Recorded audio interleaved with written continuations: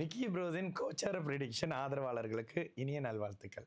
கன்னிராசிக்காரங்களுக்கு September 15லிருந்து September 21ஆம் தேதி 2025 வரைக்கும் எந்த மாதிரியான கோச்சார பலன்கள் இருக்கு அப்படின்னு பார்த்தோன்னா, ராசிநாதன் உச்சமா இருக்கிறாரு. எவ்வளோ அடிச்சாலும் தாங்கக்கூடிய அமைப்பு, என்ன நடந்தாலும் சமாளிக்கக்கூடிய அமைப்பு.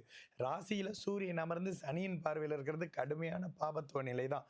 ஆனாலும் உச்சனுடைய வீட்டில் இருக்கிறாங்க. ராசிநாதன் எதையும் சமாளிக்கக்கூடிய அமைப்புகள்ல பலமா இருக்கு. கூடுதலாக உங்களுடைய லாபாதிபதி 10, 11, 12 ராசி அப்படின்னு சொல்லி இந்த வாரத்துல இந்த 4 இடத்துல அப்படியே டிராவல் பண்ணக்கூடிய அமைப்புகள்ல லாபங்கள் முதல்ல கைக்கு வந்து சேர முடியாத அமைப்புகள்ல அதுக்கப்புறம் மெதுவா லாபம் கிடைக்கக்கூடிய அமைப்புன்ற மாதிரி விஷயம் இருக்கும். இந்த வாரத்துல என்னங்க செய்யக்கூடாது?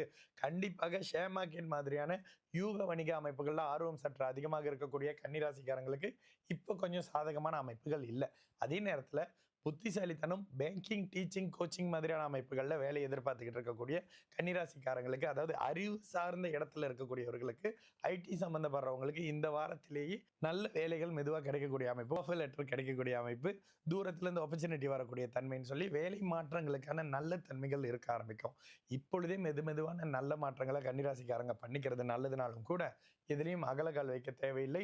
ராசிநாதன் பாபத்துவமாக இருக்கிற இடத்துல பெரிய அளவுக்கு சில நல்ல தன்மைகள் இல்லை. என்ன இருந்தாலும் சனி சூரியனோடு சேர்ந்த பார்வை வாங்கி இருக்கக்கூடிய புதன் முதலில் பாபத்துவம் அடைவார். அதுக்கப்புறம் தான் மெதுவான நல்ல தன்மைகள் இருக்கும். அப்போ சூரியன் அப்படியே முதல்ல ஒரு 10 நாள் தள்ளி போன பிறகுதான் எந்த மாதிரியான நல்ல தன்மையும் இருக்கும். கூடுதலா விரையாதிபதி ராசியில இருக்கிறாரு. ஏதோ ஒரு விஷயத்தை விரயம் செய்வார், தேவையில்லாத விரயங்களை பண்ணுவார்.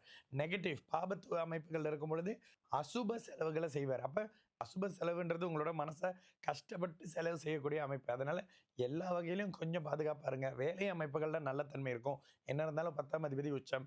3வது நபரையோ குடும்ப அமைப்புகள்ல யாரையும் விட வேண்டிய அவசியம் இல்லை. 7ஆம் இடம் கடுமையான பாபத்துவம்ன்றதுனால நண்பர்களோட சேர்ந்து தொழில் ஆரம்பிக்கிறாங்க, அதை பண்ற இதை பண்றாங்க. குடும்பத்துல 3வது நபர், காதலர்கள் இடையே 3வது நபர்ன்றதெல்லாம் இப்போதைக்கு கொஞ்சம் சரியா வராத ஒரு சுமாரான வாரமாக கன்னிராசிக்காரர்களுக்கு இந்த செப்டம்பர் 3வது வாரம் நிச்சயமாக இருக்கும்.